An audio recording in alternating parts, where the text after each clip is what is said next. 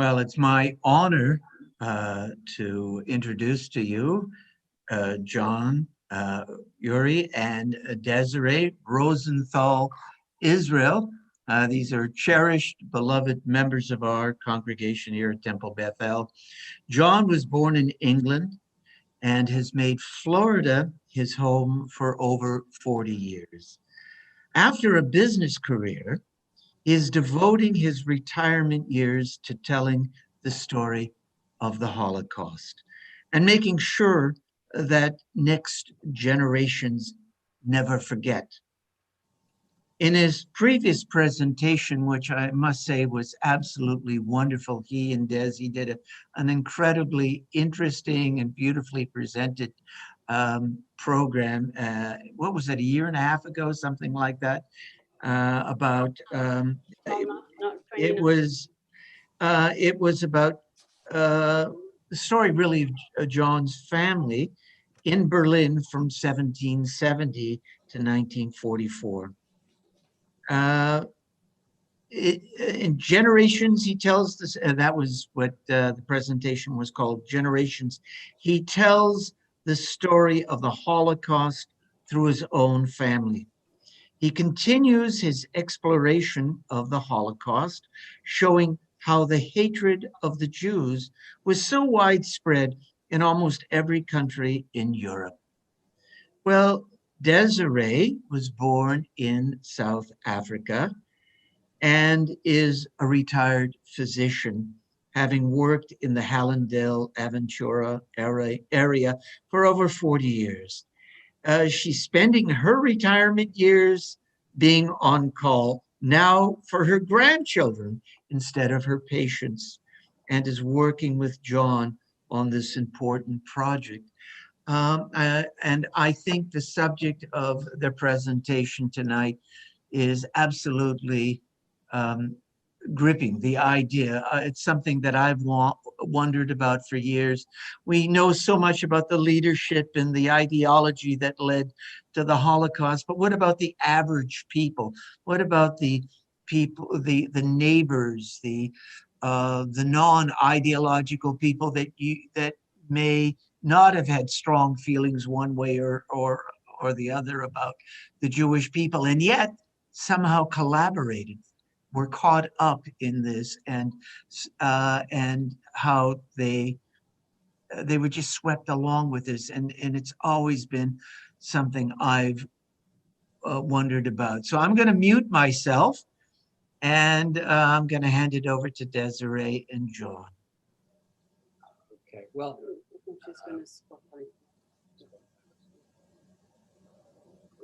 Yeah. well, thank you, Rabbi Tufts, and good evening, everyone. A special thank you to Rabbi Tufts for honoring us by inviting us to talk tonight on this special night, Yom HaShoah, when we remember the millions of Jews that perished in the Holocaust. And our talk tonight is titled Europe Against the Jews, How Ordinary Men and Women Helped Hitler. And it's well established that in almost every country in Europe, from one end of Europe to the other, thousands and thousands of ordinary people enthusiastically welcomed Hitler, and in fact actively helped him in his mission to persecute and then later to eliminate the Jews. And Des and I have wondered, how did these ordinary people, I mean, people off the street, as the rabbi said, how did they become accessories to mass murder? And in some cases, we'll show you that these ordinary people actually became mass murderers themselves. And to dig a little deeper, we look at two countries in particular. Des will look at collaboration in France. And as is well known, the French were occupied by their traditional enemy, the Germans, and yet for several years, they collaborated so closely with their enemies. And then we will look at what is considered by many people the most anti-Semitic country in Europe, which may surprise you, but it was Romania. And we will look at the hate in Romania and try to understand it.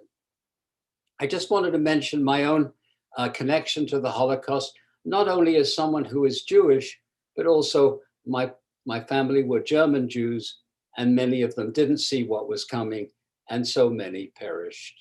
And finally, I'd like to say that this presentation in many ways is graphic and certainly not suitable for children. So there you have it, Europe against the Jews. So many thousands, as has just been said, many thousands of ordinary people actively collaborated with Hitler all over Europe and made his success that much easier. And you may ask, who are these ordinary people? Well, they're the mayors and police of hundreds of small towns and villages strung across Europe who turned in the Jews. They're Hungarian railway workers who packed the Jews tightly into cattle cars, sending them, they knew, to their death in the concentration camps. And these ordinary people included Polish farmers. When the Jews were being hunted, they hid in barns and they hid in ditches. And the Polish farmers didn't hesitate to point out to their enemies where they lay. And then we're talking about Ukrainian guards that manned concentration camps such as Auschwitz and Dachau. So ordinary civilians supported Hitler's campaign to persecute and eliminate the Jews. And people who'd never ever met a Jew already hated them. Europe, it seems, was ripe for the final solution. So why did this happen? Well, just a quick background of how the Jews had been perceived for over 2,000 years. Sometimes tolerated, sometimes expelled, but always outsiders. And they were pawnbrokers and peddlers and cattle dealers. They were the killers of Christ that still denied Christ. And they wore strange clothing. They spoke what to the German ear was Yiddish, which to the German ear was sort of bastardized German. They were the wandering Jew. And anti-Semitism was always present, always bubbling below the surface. Top left, you see an illustration from the 18th century of an engraving of a typical peddler, a Jew peddling his wares outside a small town. And there, bottom left, is the ugly Jew as depicted by the Nazi, the caricature, the ugly Jew with his hand out. And if you really want to know how the Germans felt about the Jews, go no further than the Rosenthaler Gate. What was the Rosenthaler Gate? Well, in those days, to get into a city like Berlin, you had to come through a gate. And the Rosenthaler Gate was reserved exclusively for cattle and Jews. So after World War I, attitudes changed. Germany, as we know, had been humiliated, and often the Jews were blamed for the defeat. And there was a surge of nationalism throughout Europe. Poland for the Poles, Romania for the Romanians was the cry heard throughout Europe. And the Jews were aliens and didn't belong in a racially pure country. All this was made worse by the Great Depression, and Jews became scapegoats for unemployment and hardship. And then, of course, there was the changing economy and a social upheaval, especially in Eastern Europe. The Industrial Revolution came late, and the Jews were quicker to adapt, and this caused a great deal of jealousy. I'm going to talk a little about my own family, the Uri family. They'd been in Berlin for 5 generations since 1770, and they were very assimilated and considered themselves Germans first before being Jewish. And it was inconceivable to them that in a civilized country that produced Beethoven and Goethe could turn into mass murderers. So here's the Uri family. My grandfather is on the left with his famous moustache, and next to him is his younger brother Hans, who was a doctor. And then the most famous member of the family was Elsa Uri. She wrote children's books, mainly for girls, and she sold over 7 million books between 1900 and 1930. And finally, on her right, is her younger sister, Keta, who was a school teacher. I'll tell you a little about what happened to them. So Ludwig, my grandfather, was the only one really to survive. And why? Because my father had left Germany for business reasons. I was a naturalized British subject. I could bring him out. Hans, the doctor, well, he got so depressed when Hitler passed a law saying that the Jews could no longer be doctors that he took an overdose of pills in 1937, could no longer practice medicine, and committed suicide. Elsa, the author, well, in 1933, she was expelled from the Writers Guild, although she was so famous. Then she was held in a hostel, a Jewish hostel, prior to being shipped out to Auschwitz in 1943. And finally, her sister Keta fled to Holland, thinking it was safe and neutral. But as we know, the Germans invaded Holland, and the Jews there met the same fate as they did in Germany. And before I go on to the collaborators, we can see that depiction of what happened to John's family was actually a microcosm of what happened throughout Europe. I'm going to talk about collaborators. And if we look at this slide and we see the extent of the people in these countries that collaborated, we know that this was truly Europe against the Jews. So let's look at the countries: Croatia, Ukraine, Romania, Hungary, Lithuania, Latvia, Estonia, and France. And some of these ordinary people who were collaborating then organized into paramilitary killers with names that they gave themselves, like the Auxiliary, the Iron Guard, the Arrow Cross. And in France, they had their own militia. I'm going to just use France as an example to briefly talk about collaboration in that country, because France is a good example of what collaboration did. And it all began with the French leader, Marshal Pétain, who signed a pact with Hitler. Now, many of you know Marshal Pétain was the hero of World War I. He led Germany into victory. He led France into victory against the Germans. He was respected and revered. And when he signed that pact, it gave the French the green light to go ahead and collaborate. It was the validation. In fact, we will see a little later that this actually was a betrayal of the French people. And pretty much later in the talk, we're going to talk about the revenge. But for now, let's talk about the degrees of collaboration. There were the fanatics who hated the Jews with a passion. Most people stood by and did nothing, went along with the deportation of 76,000 of their own French neighbors, as Rabbi has said, their neighbors, their co-citizens, the French Jews, as they knew it was morally wrong. In a little while too, we're going to look at some of the reasons of how this all happened, how they became fanatics, how they stood by and did nothing. And here we see the picture, an actual picture of Pétain, the hero of World War I, meeting with Hitler and betraying France. We see here pro-Nazi French officials deporting their neighbors, French Jews, from the years 1940 to 1944. Yes, that description was horrifying. You wonder what was wrong with those people, and what's wrong with the human soul. We saw similar things happen in America. We saw lynchings in the South, where human beings, men, women, and children became, as Billie Holiday's song, strange fruit hanging in trees. We Jews,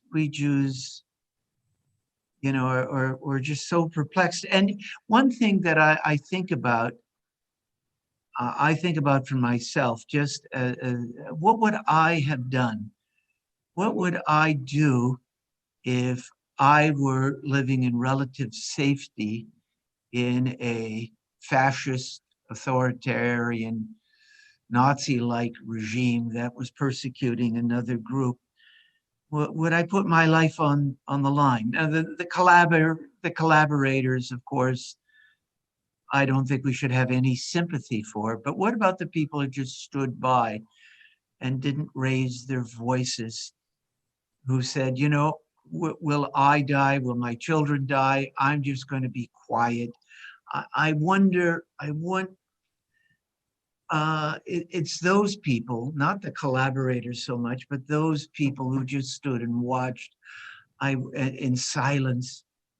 I wonder if I would have the strength to stand up and maybe al kiddush Hashem, that is for the sanctification of God's name, would I put my life in jeopardy?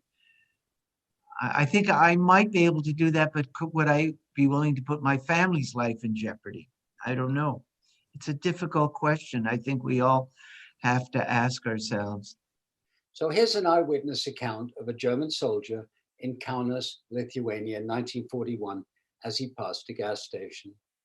Don't forget, we've moved from France now across Europe to Lithuania. And the German soldier wrote, I saw a crowd gathered and heard the occasional shouts of bravo, and mothers raised their children on their shoulders so they could get a better view. And I saw a muscular 25-year-old blonde man with a club in his hands with 15 to 20 people lying at his feet, either dead or dying. And a hose was washing the blood down a nearby drain. And behind the man were about 20 men quietly waiting their gruesome execution in silent submission. And they were guarded by civilians. And the crowd kept cheering. And afterwards, the man stood on the pile of bodies in triumph, playing an accordion while the crowd sang the Lithuanian national anthem. And so after that gruesome account, we ask these questions. How did people become so savage? Is the veneer of civilized behavior so skin deep? How do people choose right from wrong? And then there's the nagging question. Why was violent hatred against the Jews so widespread throughout Europe that ordinary people who had never met a Jew collaborated to commit mass murder? And here are some answers that are quite chilling in themselves. And one of them is that war made genocide acceptable. And I'm going to go through some answers that are propounded. And in a moment, John is going to dig quite a bit deeper and into an analysis. But it seems that war lowers people's inhibitions about violence and murder. Goebbels said, thank God we have a war that opens up a whole series of possibilities that are off limits in peace.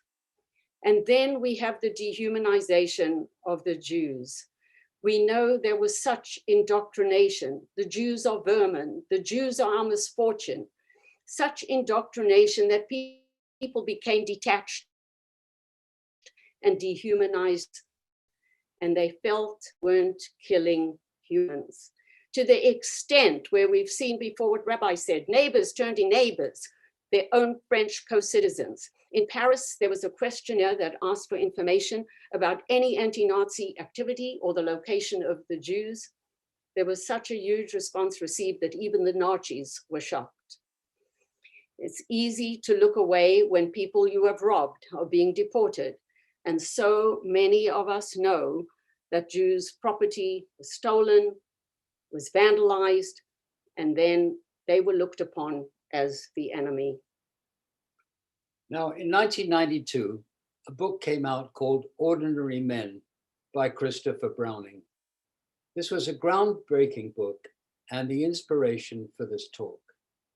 The Chicago Tribune called this book powerful, important, and chilling work. And what it is, it's a deep analysis of Reserve Battalion 101. How did these ordinary men become killers? And here's an excerpt from Ordinary Men. So on July the 13th, 1942, a battalion of 250 middle-aged men of the Reserve Police were woken at dawn and ordered to climb into trucks with ammunition. And these reservists had arrived in Poland from Hamburg just 3 weeks before.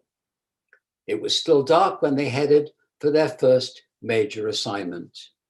And they drove slowly for 90 minutes over gravelly roads to the village of Józefów, about 20 miles away. They stopped in the dark outside the Polish village with whitewashed houses and thatched roofs. 1,800 Jews lived there. The village at that time of night was totally quiet. And Major Wilhelm Trapp, their commander, addressed them and was obviously pale and nervous. "We have to perform a very unpleasant task," he told them. Orders had come down from the top. The Jews were responsible for the bombs now raining down on Germany. And in this village, there were collaborating people with the partisans opposing the Germans. And the order was to round up all the Jews in the village. The younger males were supposed to be separated and sent to work camps, and the remaining women, children, and elderly men were to be shot. And Major Trapp then made an extraordinary offer. Anyone who did not want to carry out the order would be excused. So this is the true story of German order police in 1942, responsible for the mass killings in Poland and Russia, and rounding up the Jews in so many small villages to be sent to the death camps. We are all very familiar with the horrors of Auschwitz and the mass industrialized murder of these camps. But less familiar is the shooting of 1.5 million Jews, mostly by these men we're talking about. They were not fanatical Nazis, but ordinary, middle-aged, working-class men who were too old for the army, who committed these atrocities out of a mixture of motives: conformity, German respect and deference for authority, and an altering of the moral compass of moral norms. The Jews were vermin and no longer humans. And these men fell into three groups. There were the eager killers. There were ordinary men carrying out an assignment without any initiative. And there was a small group that opted out. And Browning's point is that most people are susceptible to group pressure and will do things they would never do voluntarily unless in time of war. And now let me step outside this presentation for a minute and give you a very personal feeling.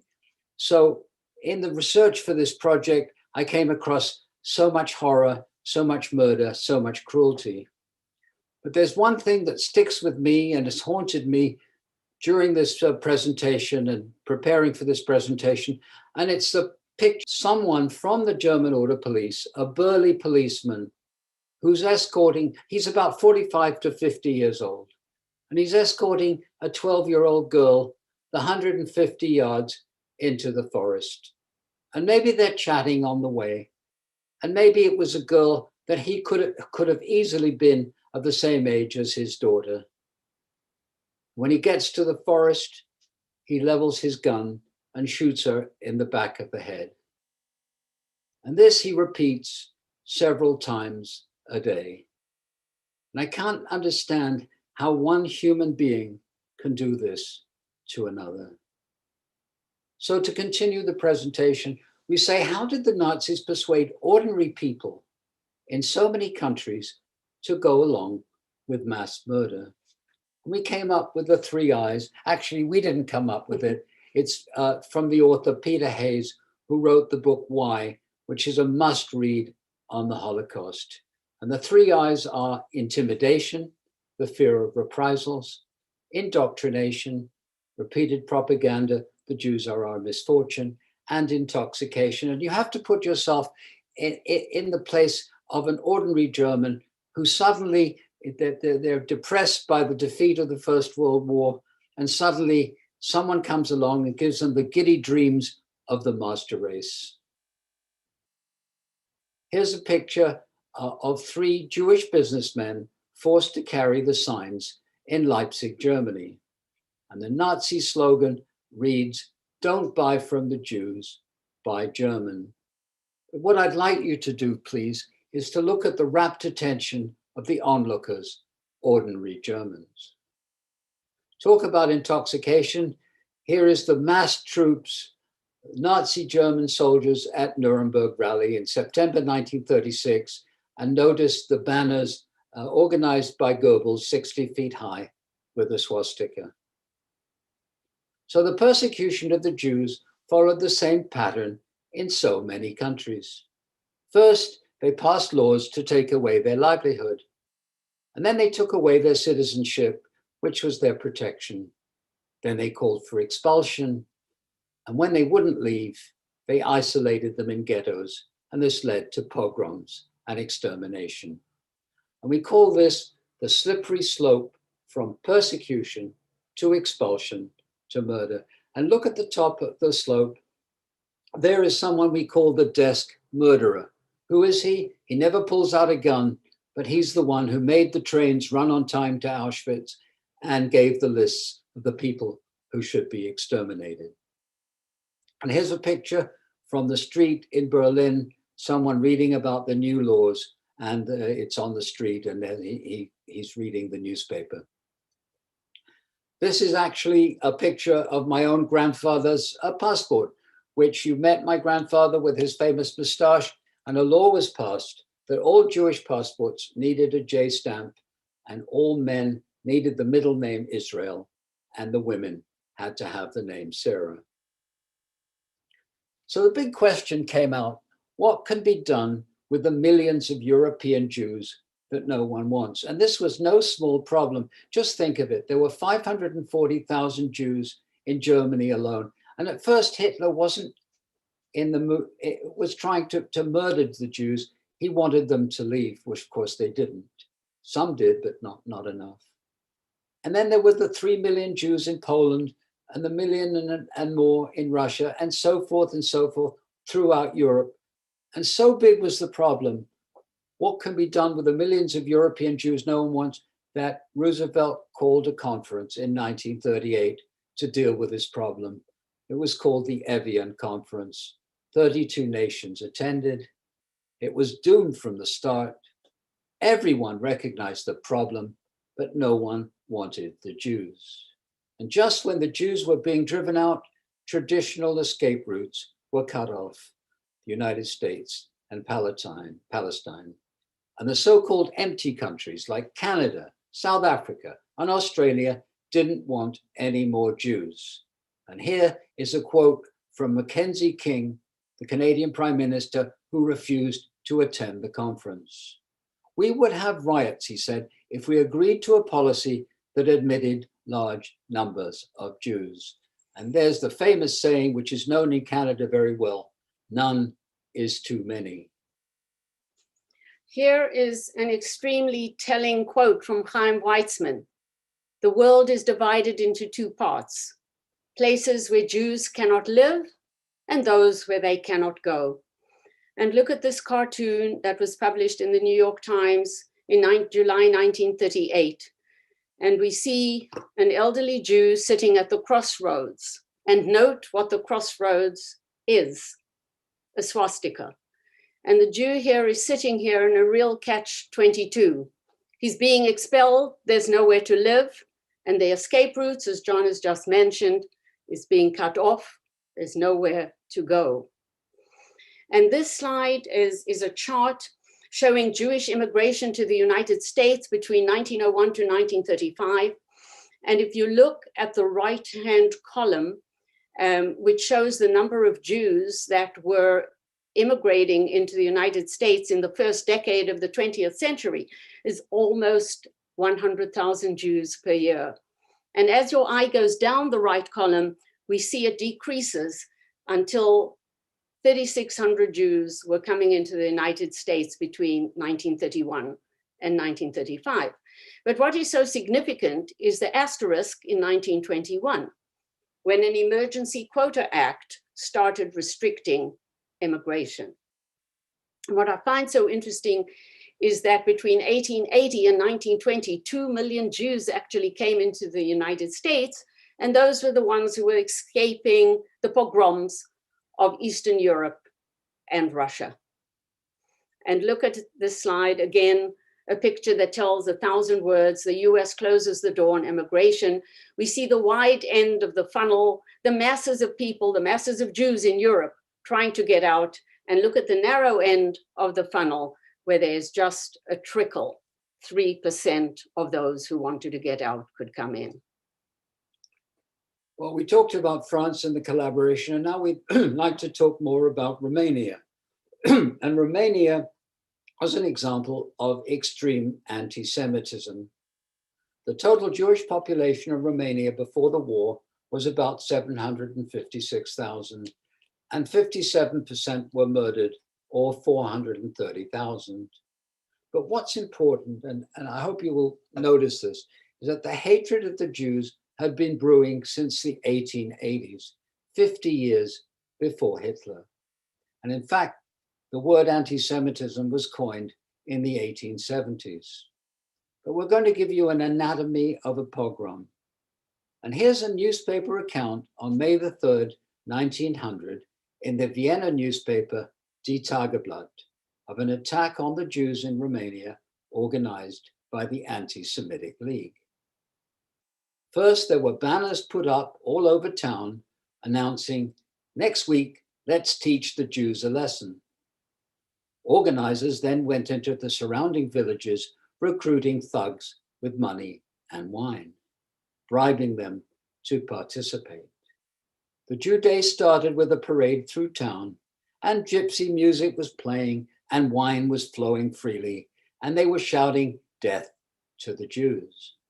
The police and civic leaders were in wagons following the parade, and stones rained down on Jewish homes and terrorized the inhabitants. It's not recorded how many Jews were killed, but whole sections of the Jewish quarter were reduced to rubble. Neighbors used chalk marks to identify Jewish businesses and homes. Rape and murder followed. So here's a timeline of Romania between 1880 and 1948. In 1880, there was the beginnings of modern Semitism. In 1900, we just had a newspaper account of a pogrom. By 1914, so successful was the campaign against the Jews that 25% of the Jewish population were driven to emigrate. In 1920s, the violence increased and the formation of hate groups. Just listen to the names of these hate groups: the Anti-Semitic League, the Christian Defense League, the Iron Guard, and the Knights of the Swastika. And by the 1930s, hundreds of laws against the Jews were passed, closely following the Nazi model in Germany. And Hitler himself was so thrilled, he said Romania was ripe. And here's a quote from Leon Trotsky, the Jewish Russian revolutionary leader. And he said, "Anti-Semitism has become a state religion in Romania." So to continue the timeline, in 1940, Romania joined the Hitler and the Axis. And we can't talk about the horrors of the murder of more than 400,000 Jews that followed in the next years, but they were horrific. There was a close alliance of Hitler and the Romanian leader, Ion Antonescu. And if you want more details, there is someone living in Aventura today who experienced the camps of northern Romania, and the book is called Ruth's Journey. In 1944, Romania switched sides as Germany appears to be losing the war. In 1946, they executed Ion Antonescu. And then the supreme irony, in 1948, Romania, finding itself short of cash, sold the 300,000 remaining Jews at $100 per person to the new state of Israel. Hungary actually asked for $1,000 per head and got it. Here's a picture of the Romanian leader, Ion Antonescu, meeting with Hitler in 1940 as he joined the Axis alliance. And here's perhaps one of the most chilling pictures of our presentation, the aftermath of a pogrom in Iasi, Romania. The bodies of survivors of a pogrom who suffocated on a train are thrown off at a railway station in Romania, July 1941. And here's a typical village. This is in Bessarabia, northern Romania, and they're being rounded up, the village, before being transported to these terrible concentration camps in northern Romania. And here's a Jewish store vandalized by the Iron Guard in a pogrom, January the 21st, 1941, in the capital, Bucharest, Romania. I'm going to talk about the silence of the church and the moral leaders, and how John mentioned a shift in the moral compass. But we need to note that no single social group spoke up to defend the Jews.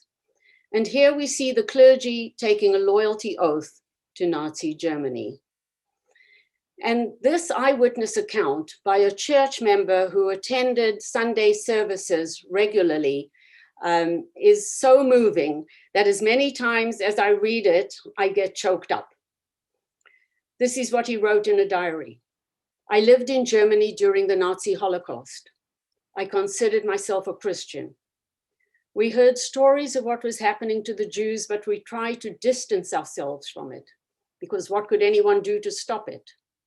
A railroad track ran behind our small church, and each Sunday morning we could hear the whistle in the distance, and then the wheels coming over the tracks. We realized that it was carrying Jews like cattle in the cars. Week after week, the whistle would blow. We dreaded to hear the sound of those wheels because we knew we would hear the cries of the Jews en route to a death camp. Their screams tormented us. We knew the time the train was coming, and when we heard the whistle blow, we began singing hymns. By the time the train came past our church, we were singing at the top of our voices. If we heard the screams, we sang more loudly, and soon we heard them no more. Years have passed, and no one talks about it anymore. But I still hear the train whistle in my sleep. God forgive me, forgive all of us who called ourselves Christians and did nothing to intervene. And when we try to see the answers to the questions, why, how did it happen? And we look at what's underlined here, we distance ourselves from it. And we saw how the Jews were dehumanized, how people were detached from the situation. We see these words, we distance ourselves from it. And then he writes, because what could anyone do to stop it? And you see there what John spoke about with the intimidation and the fear of reprisals. And we get a feeling of helplessness here. But at the end, we see guilt and remorse. And we're going to mention that again. And here we see how intensively young people were brainwashed. And there's a story about a group of young, impressionable, newly graduated German nurses who were 18 to 21 and were sent to work in Poland. And on the train, they met German soldiers who'd been rounding up Jews and exterminating whole villages, as John mentioned in the Battalion 101. And the nurses who were trained to save lives were shocked. But listen to the indoctrination and how the soldiers responded. We're exterminating Jewish vermin who are polluting our society. And one nurse records in her diary how quickly her group began to accept mass murder. And look at this group of young German girls giving the Nazi salute in 1933. Another example of how easily the young could be brainwashed. Another question we ask ourselves is, why did some countries cooperate more with the Germans and murder more of their Jews? For example, amongst the worst countries were Lithuania, Latvia, Poland, Romania, and even Greece. And some of the better countries, amongst the better countries were Italy, Denmark, and Bulgaria. They were more protective of their Jews. But actually, it would need a whole presentation to explain country by country why some countries murdered more of their Jews. But we also felt we'd like to balance that out and talk about the righteous people.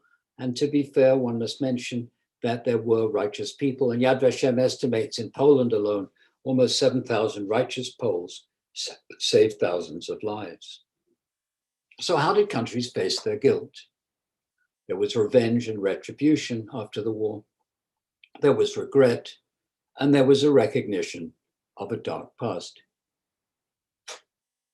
In France, female collaborators who'd been with the German soldiers were punished by having their heads shaved in public in 1944, and then they were made to parade naked through the streets of their town. Here's a picture of the former Romanian Prime Minister Ion Antonescu being marched towards his own execution in 1946. The recognition of national guilt after the war came at different speeds depending on each country. Germany, that had started it all, were probably the first to pay reparations and erect Holocaust memorials, start museums, and pass laws against anti-Semitism. France was more of a mixed bag. Initially, as we said, there was the shaving of heads, and there were some quick tribunals and the shooting of the main collaborators. But then there was a period of about 25 years where they talked mainly about the resistance, the resistance, and not so much about the collaboration. But then in 1969 came out a documentary, The Sorrow and the Pity, and for the first time, many French were forced to recognize the extent of the collaboration with the Nazi enemy. Lithuania was probably one of the last to admit their guilt. In 1980, the Supreme Council condemned genocide against the Jewish nation. In 1986, a Holocaust museum was started in Vilnius, the capital. And in 1995, the Prime Minister of Lithuania apologized to the Israeli parliament for complicity in the Holocaust. So as we come to near the end of this presentation, these are questions we have tried to answer. Why did so many ordinary people all across Europe enthusiastically support Hitler and actively help him in his campaign to eliminate the Jews? And by summary, we established that this enthusiasm was achieved by the mixture of the three I's: intimidation, indoctrination, and intoxication. And all this leading to the detachment and the dehumanization of the Jews, making genocide acceptable and causing even a shift in the moral compass. But all this reinforced by the centuries of anti-Semitism that John spoke about right at the beginning of the talk, how Jews were perceived for over 2,000 years, and the anti-Semitism in Romania that was way before Hitler's coming to power. And again, we'll reiterate how we are familiar with the horrors of so many concentration camps, Auschwitz, Dachau, Birkenau, Mauthausen.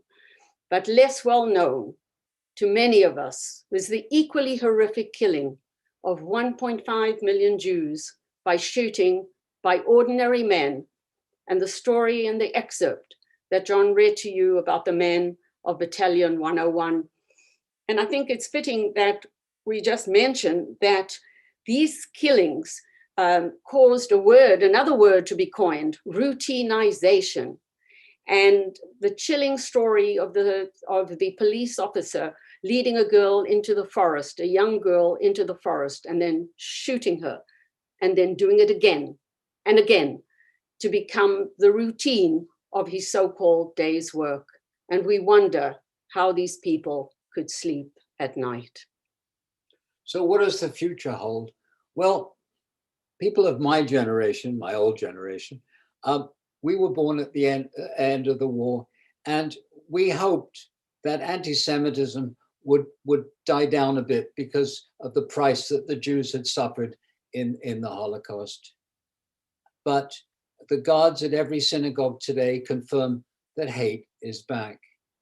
And the hatred over 2,000 years morphed from religious hatred to racial hatred to anti-Zionism, anti-Israel. There's some positive signs, and we try to be positive. First of all, there's the State of Israel to defend us. There are memorials to the Holocaust. There's the Anti-Defamation League. There's Holocaust education and laws against hate.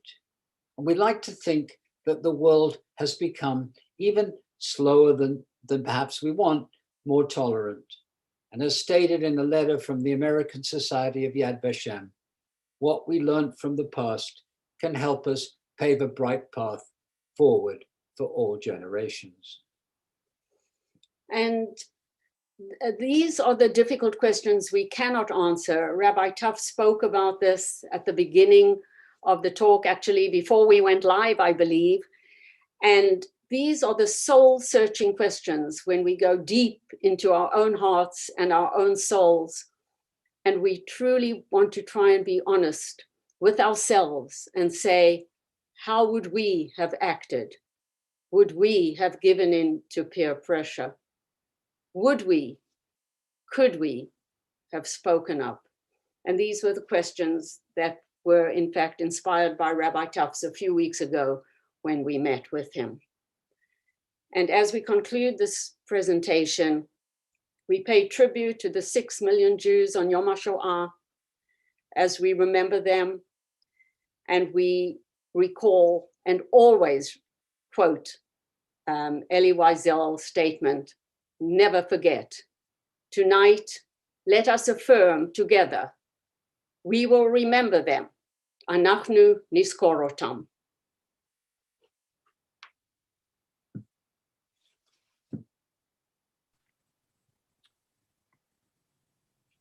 There's Rachel. I can't hear her. There she is. Thank you so much for sharing, Desiree and John. I'm now going to open the floor up. If anybody does have questions about the presentation, please go ahead and either unmute yourself and please, state your name if you will. If not, you can also put your questions in the chat there. I will say that during the presentation, we did have folks that were watching on both Facebook and YouTube, and a lot of folks just saying thank you so much for doing this and for the information and for sharing and how powerful it was. And thank you for your contribution to the narrative.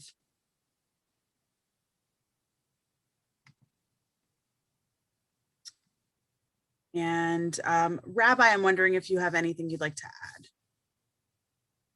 You're muted right now.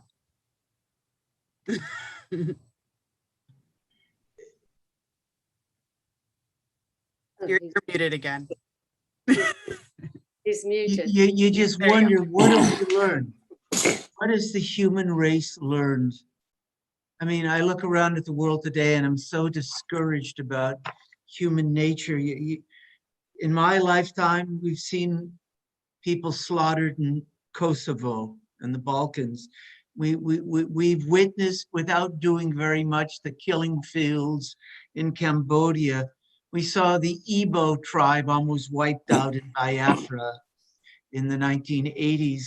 Right now, we see thousands of people being killed in Tigray province in northern Ethiopia. The Uyghurs in Western China, the Muslims, the Rohingya of Myanmar, and you look at all of this and you say, what is wrong with the human soul? That as long as we're okay, we're not going to lift a hand to help others. And if anything, if I come away with anything from John and Desiree's presentation, is I have a special responsibility as a Jew. When we say never again, it's not just never again to the Jews. It's never again to anyone. We Jews believe every human being is made b'tselem Elohim, in the image of God. We know what was done to us, and we have to be the conscience of the world, and at the same time be strong. The world did not come. I'm Canadian. I remember, well, it was before I was born, but I know that I heard it as not one is too many. I heard it attributed to Lester Pearson rather than Mackenzie King, but no one came to our aid. And we know as Jews that we can never depend on anyone coming to our aid. And we have to ensure that Israel remains strong and we as a people remain strong. And at the same time, realize that we have a higher mission, and that is to bear witness, not only as Jews, but just as human beings. And on that note, we do have a question from Jeremy. I'm gonna invite you to join us on the screen here. Yeah, hi, can you hear me? Yes. Hi, I'm Jeremy. I'm a friend of Logan Yuri. And thank you so much for the wonderful or the compelling presentation. I guess my question is any thoughts you might have on like when you know something is like bad enough and what you do when that happens. Like in the United States, we know that there's atrocities happening at the border. We know that there's mass imprisonment of Black Americans. Like when is it bad enough that you should stop everything and go address it? And what does that look like? Like if I see someone, a Black American being chased by the police down the street, do I hide them in my home?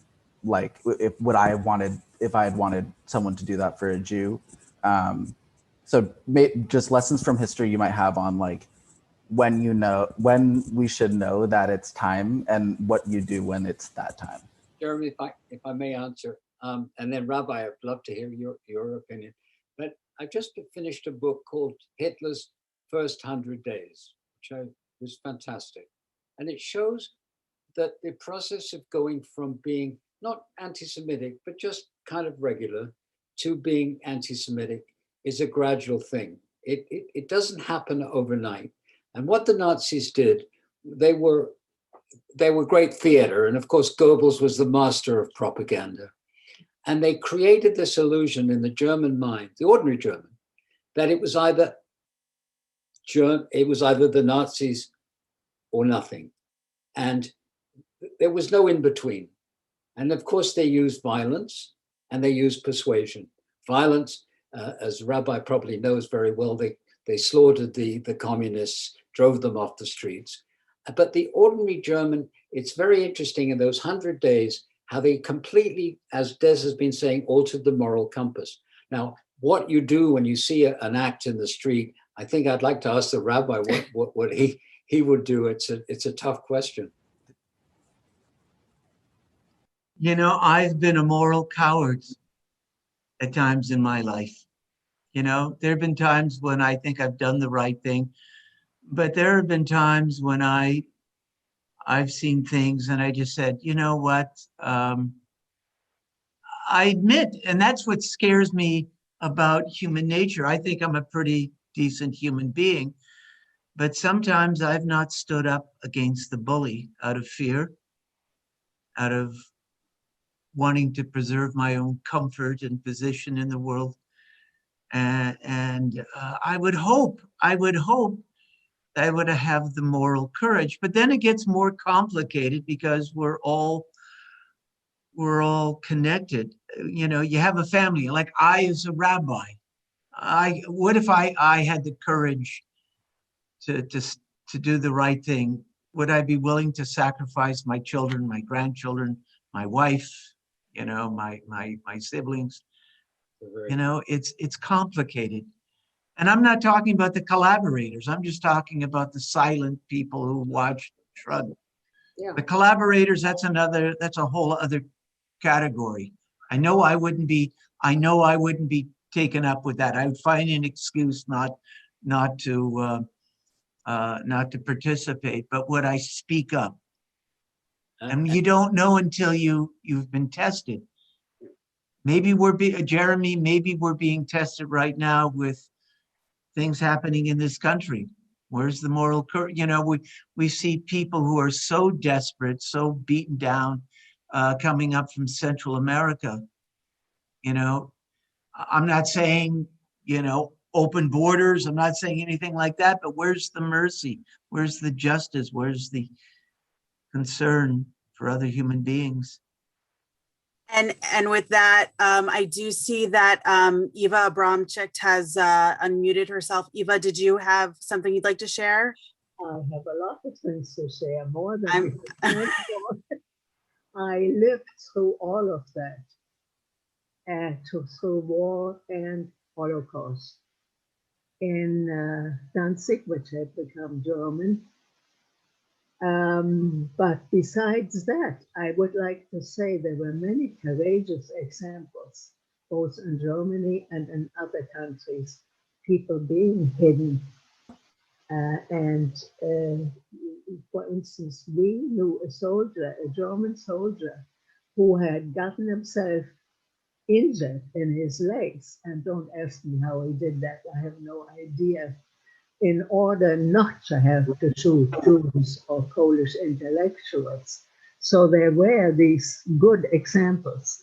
In Bulgaria, for instance, two archbishops, they call them metropolitans of the Orthodox, Greek Orthodox religion, said, we're not giving up our Jews, and they convinced their king of that.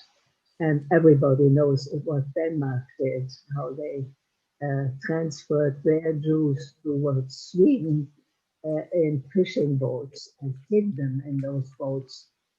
And I understand that the French, in spite of all the things we've read about the French and all the collaboration and all the bystanders, did save half of the French Jews. And I don't know if that's exactly true, but I have read that.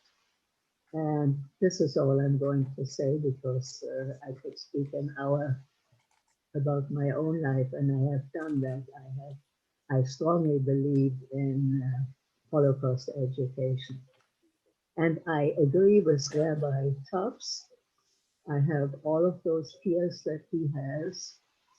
And we do not know how we would have reacted. And that's it.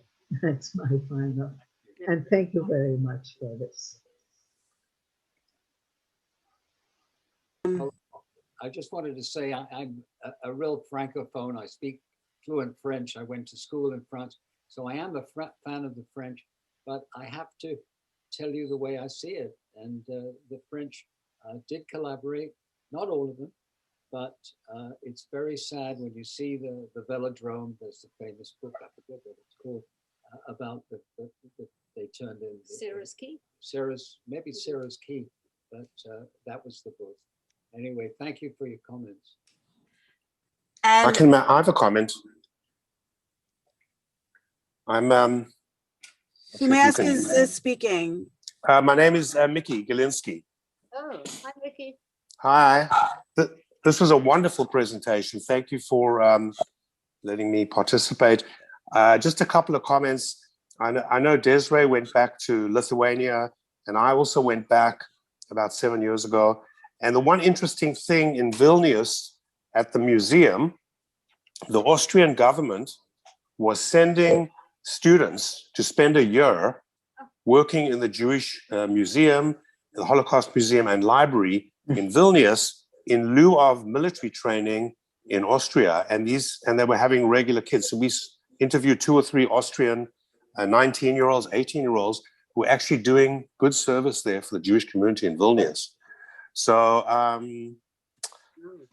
I think, and the Germans and the Austrians have done the most, and going to Berlin and seeing the plaques on the walls where Jewish homes live, I don't know, this was a very good presentation because you summarized everything and made it concise and easy to follow, and I applaud you, and keep up the good work, John and Des. Thank you. We didn't pay him for that. This is Rocky.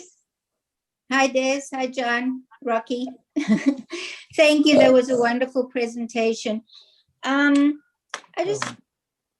just had some thoughts about, there's always going to be anti-Semitism. I think we're fooling ourselves if we think that we can ever rid the world of anti-Semitism. I think the danger is when you get a charismatic leader who gives permission for action against the Jews or against any minority group or any group that's marginalized. And I think those are the people we have to be extremely aware of and careful of. On an individual level, I think there's just so much you can do, but I think it's our duty to use the ballot box and vote for people who we still believe have some moral compass and vote against people who are able to perpetrate this kind of indoctrination. And I think we're seeing more and more of that in America and also in the rest of the world. And I think that beware of charismatic leaders and do whatever you can do at the voting box to prevent people like Hitler from getting the power that will allow them to decimate minority groups. Thanks, Rocky. Just to mention that wasn't only very humanistic, but it was also a psychiatrist speaking. You know, I grew up in the labor Zionist movement with Rabbi Tom Guthertz, who is the rabbi at the Reformed congregation in Charlottesville. And I called him shortly after the events in Charlottesville a couple of years ago.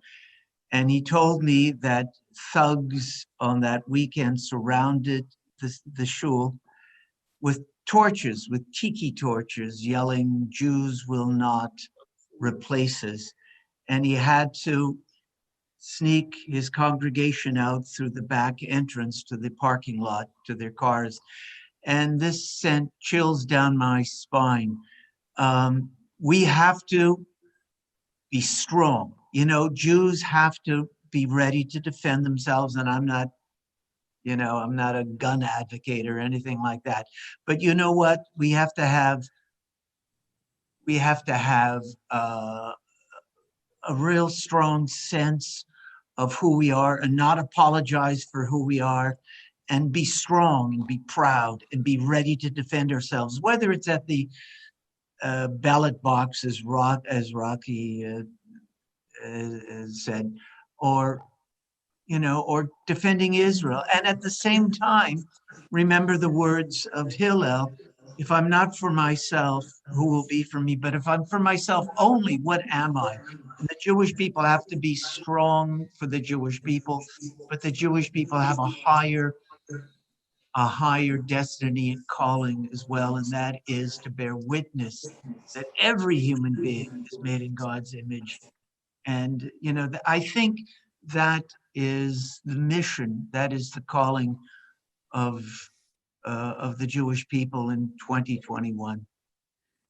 And I know that Jay Gottlieb also had a question or a comment he wanted to share. You can go ahead and unmute yourself, Jay. Thank you, Des and John. That was great. I can't say I enjoyed the presentation, but it was very enlightening and excellent.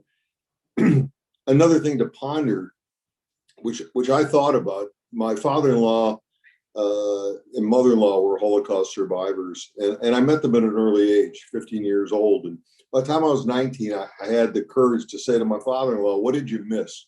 In other words, looking back on it, what did you miss? And I didn't think about this up until about 4 or 5 years ago, because what he said to me, was, what we missed was when they started telling us that everything we were hearing in the media, at the time there was no television, but radio, newspapers, wasn't true. That we couldn't trust what we're hearing, that it was all fake. And about 4 or 5 years ago, I woke up at night, seriously in a sweat, saying, we're hearing this again. And I started thinking about that, because I thought, where would I go? I started thinking about not helping somebody, but leaving, because we're giving a green light to supremacists and hatred, and we're taking our thumb off of a valve that's been suppressed but never went away. And I actually had a chat with my family, the son-in-laws and my daughters and my wife, and we sat down and we talked. This is what my father-in-law said he missed. Are we going to repeat the same thing now? And we started to think about, where could we go, and what assets could we take with us, and what did we leave behind?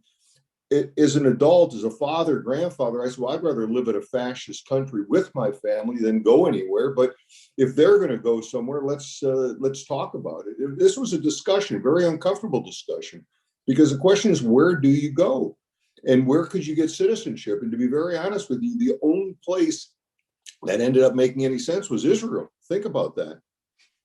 It's not easy. And then there's COVID. you can't even open up a bank account unless you go to these countries. You can't open a bank account in Israel in Miami. You have to go to Israel, but you can't go to Israel with COVID. So all of a sudden I started feeling like, there is nowhere to go. Thank you for sharing, Jay. All right. Okay, I'm wondering if there's anyone else who has a comment or insight, or I see Coral Springs phone. I'm not sure who that is. Yeah, my name's Dr. Kaczynski. Am I unmuted? I don't know. You are unmuted. Yeah, I'm trying to spotlight you so everyone can see you. Oh, you don't have to see me. I'm an ugly guy. Don't worry about it. I'm a friend of, I was invited by Desi and John, and I worked with Desi for many years. So that's how I ended up on the Zoom. So maybe I just finished davening because I happened to lose my mother, about 5 months ago. So I was saying Kaddish for her on Zoom, of course, but maybe I can give it a little. I caught the back end of this. I heard the first half hour and I caught the back end of these comments. And, maybe I have a different perspective. Both my parents were Holocaust survivors and they were taken away at young ages. And they both survived. And God made a shidduch in northern Germany where they were liberated out of the same camp and they met and they got married. And I come from a religious perspective. Well, the thing that attracted them was the fact that my father found a pair of tattered tefillin and a tallis, and he put them on immediately, which, believe it or not, many Holocaust survivors, and I can't be judgmental, didn't believe in God, including Elie Wiesel when they, when they went through this. But the point I would like to make is that Jews, first of all, the gentleman that was on before, I agree with him 1,000%. If Israel was in existence in 1938, 1939, Jews would have had a place to go. So it's incumbent that we all make sure that Israel is around. And all the anti-Semites, including the ones that sit in this country on both sides of the aisle, we need to recognize that they're not our friends. We always talk about Charlottesville and the left and the extreme right. We have enemies on both sides of the coin here. And people forget that people who aligned with Jews in the 60s and 70s, they are not our friends anymore. So this business where everybody keeps talking about the far right, we got plenty of enemies and anti-Semites on the far left too. Which goes on. Friend, we need eyes open for both, not just one side of the coin. Yeah, That's the comment I wanted to make. Yeah, I think that's a good comment. Sometimes you make alliances, and we have to make alliances, but they may not be forever. And that's part of surviving as a people. Yeah, I agree with you. We have, there are enemies on the right and the left, and so we shouldn't be in anybody's political pocket. We should, we have to be vigilant.